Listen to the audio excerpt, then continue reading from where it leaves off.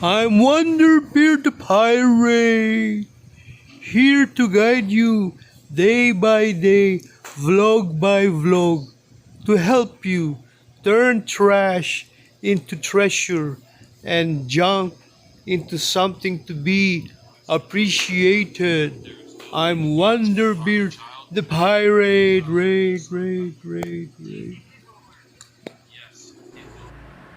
Down the road I walked, and there was Mary, hair of gold and lips like cherries. It's good to touch the green, green grass of home. Hi, folks. Hello again. I hope you've been fine. How do you do? I do it well. It's me, Wonderbird the Pirate, vlogging you from beautiful Quezon City, Philippines. As you can see, it's nighttime already. And doesn't matter, nighttime, daytime, all the time, I'm here to give you all kinds of advice on how to deal with junk or how to turn them into treasure or things to be appreciated. You like my long hair? You like my beard? My daughter said, Daddy, mukha kang kambing. Yeah, pero I look like a high-class goat or kambing. Right, fine. We pirates, we have our own style. And this is my style. Right? And as usual, we start from the beginning because we can start from the end. We get lots of stuff here, and we're going to show them right now. But first, let's have some kind of English lesson. Okay, folks, what's the best way to improve your English? Well, you watch English movies na DVD. You see how they talk, how they pronounce, and how they converse. Yan ang isang technique yun. For example, this is a Johnny English. You see, this is Rowan Atkinson. Johnny English pa naman. So actually, his English is interesting. And he's a secret agent here, para siyang 007. By the way, si Rowan Atkinson is the richest man in London. Tell me, career siya. So let that be a point, class, no? If Johnny English can do it, then you too can do it. By speaking English, by memorizing things, the way they talk, the way they converse, and you will become a better person. Remember, an English-speaking person is a better person. Don't forget that, right? So now we come to our vlog items, okay? You know, I love paperweights, papapigat. And I have here two paperweights, two of my favorites, no? This one is made of pure copper. You see, bigat siya eh. Pure copper. It's got two doves in front with the flower. Sa likod, there are some Japanese inscriptions. 1988. This is from 1988. It's made of pure copper. I need this. If I need it, I can't sell it, diba? Right, fine. Then, I have here another one, not made of copper, but made of pure glass, salamin. Okay? It's not a magnifying glass, you see? No. It's only pure glass that you can place over the paper para hindi liparin, hindi mag-scatter, Now, this one, I got this from the Japan surplus shop, about $100 kasi ang bigat niya eh. And this one, I got this from the magbobote or the junk men. Okay? Kasi they didn't see any value in it. It's just glass. It's not metal, so they might as well sell it. It came to me, wherein I would appreciate it better. You see that? Fine. And then, we have some other items here to show you. Alright. So now we have these items, no? A neighbor, my neighbor here in Quezon City, Philippines, sold this to me for about $200. What is it?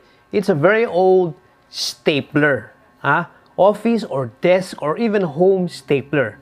Okay, so I'll now show it to you. Okay, here is the stapler. It's from the 1950s. Ang tatak niya is swing line. Sounds like a band, no? Swing line. From America, not Japan, not China. Okay?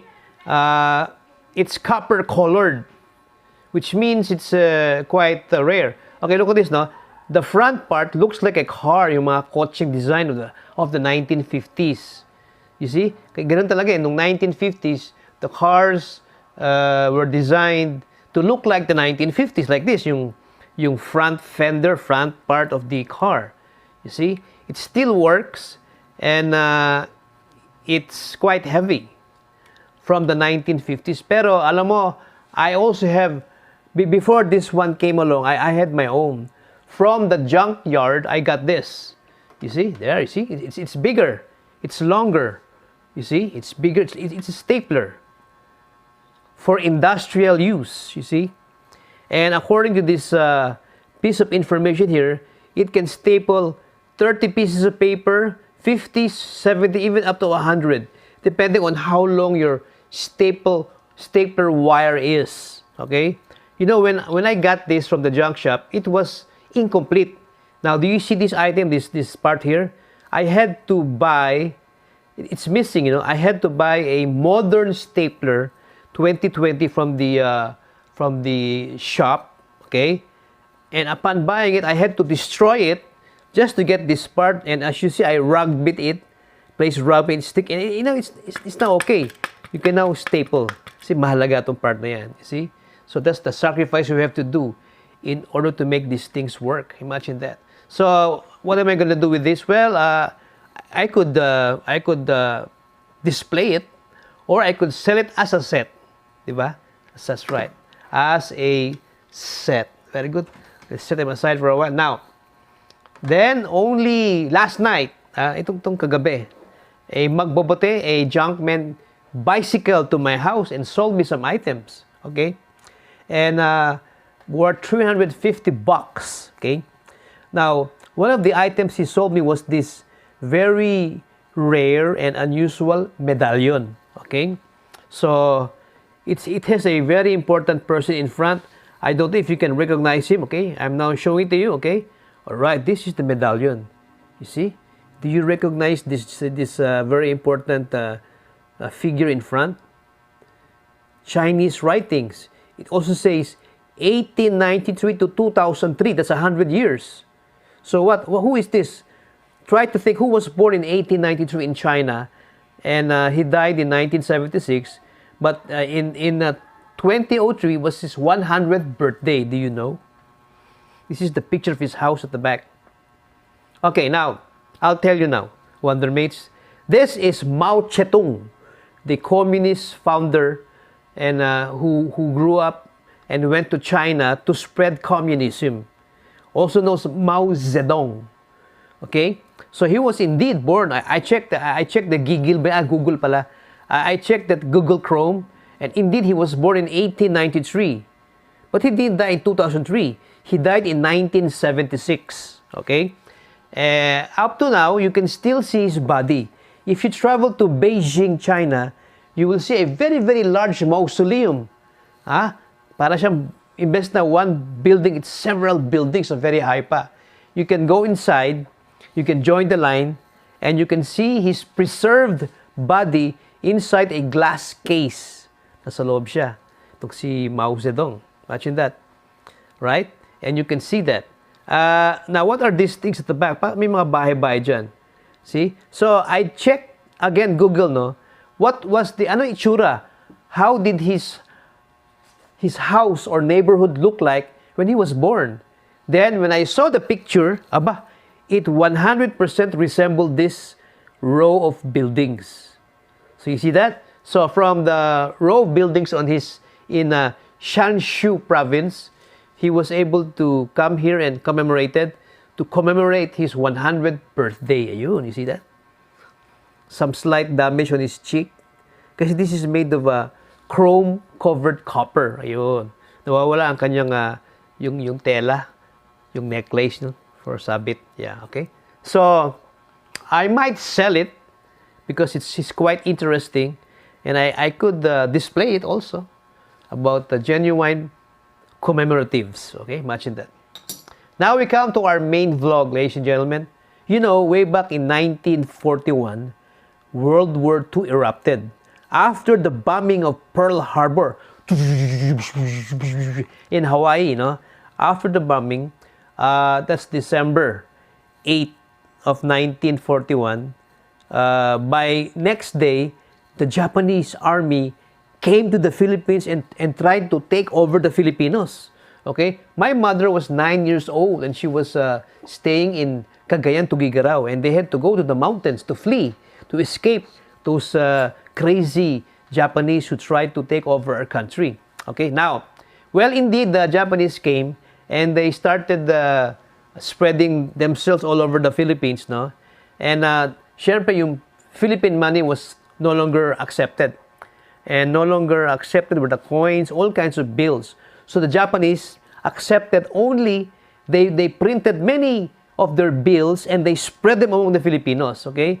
Now I have here to vlog you the types of bills of the Japanese. Okay, I'll show it to you, okay? So ayan po, yan ang mga Japanese bills that the Japanese came here and they brought these bills and they spread them throughout the Philippines. Okay? Yun, no? Mga bills yun. It's $5 in plastic. May $10 also. And in 100 pesos. Now, this is quite interesting kasi, look at this, no? One of the bills has the Philippines Rizal Monument in front. You see? Rizal Monument. To prove that they're serious about incorporating the Japanese government in the Philippines. They wanted the Philippines to become part of Japan, para siyang province. Kumbaga sa Amerika, they wanted Hawaii to become part of their states, and nakuha nga yung Hawaii. Pero they tried, no? The Japs tried to get the Philippines, but they failed because MacArthur came back and he was able to fight back the Japanese shoulders tuloy. Shoulders ito, soldiers, okay? You see? Look at this, no? This one says 1 centavo Japanese money. Japanese government, 1 centavo. You say, what would that buy? Well, you know, way back 1941 up to 1945, 1 centavo could buy already a, let's say, half a kilo of rice. $100 could get you 1 sack of rice. And then 10 cents, Japanese government could get you probably 1 gallon of oil, cooking oil. You see? So, okay, why do I have this? Well, throughout the years, I've been collecting these things, no? Many people have sold them to me. The magbobote, the cartmen, they sold them to me. Some I found in the junk pile, discarded. You see? But I keep them. I appreciate them kahit na medyo bugbog na siya. Now, Japanese tourists, especially the old ones, they come to the Philippines and they get souvenirs of the war. And these are very, very good souvenirs for those Japanese tourists. You see? Imagine that, no? So far, the biggest, this is 100 pesos, diba? But this is not the largest denomination. Meron pa siyang 500 pesos. Meron pang, and the highest is 1,000 pesos, which I do not have. Okay, others have it, the collectors, no? So you can still check online sellers, and they still sell these things, no? Kaya lang, it's a bit expensive. Kasi one set complete sila from 1 centavo to 1,000 pesos. Imagine that. You see? That's a long, long time ago. So now, these are demonetized, no? You can't, well, they're only good as souvenirs, collectors. You can't buy even a small piece of peanut kasi there's no more value in these things except as display or collector's items. You see? So, well, I have plans of selling the ones with better quality. Kasi these were circulated, medyo bugbog na siya, punit pa siya, no? The value goes down, imagine that. So, well, it's a good thing the Americans came back and they helped us to kick out the Japanese. And the Americans dropped the bomb, 2 bombs in Nagasaki and Hiroshima, and that ended the war, you see. So up to now, there are still plenty of Japanese artifacts and souvenirs all over the Philippines. Legend has it that the Japanese buried lots of gold here, lots of treasure that they looted from other countries, and they buried them in more than 200 sites all over the Philippines. Imagine that. And of course, you are free to look for them, but be careful of booby traps, no? Kasi baka mamaya, naghukay ka, and you found gold, and you say, I'm rich, I'm rich, I'm rich! Boom! Yun, that's, you're rich, but you're dead, okay? So, in other words, folks, try to keep things if you can. Okay, with that, we conclude now our vlog for this time about Japanese By the way, these are also called Mickey Mouse money. Kasi parang it's not money anymore, it's just for display. Mickey Mouse money ang tawag dito, okay? You can check the Google Chrome for more information about this Mickey Mouse money. Who knows, baka kayo dyan, wonder me, you have your own collection sa bahay, kept aside by lola, by grandpa, by grandpa, by grand ancestors, or whoever, okay? Imagine that. All right. So with that, please give me a good like kasi I like you.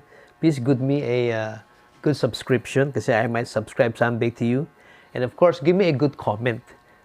See, yung bang, I wonder, Beard, meron kaming Japanese bayonet o kaya rifle na nahukay ni Lolo sa Bulacan.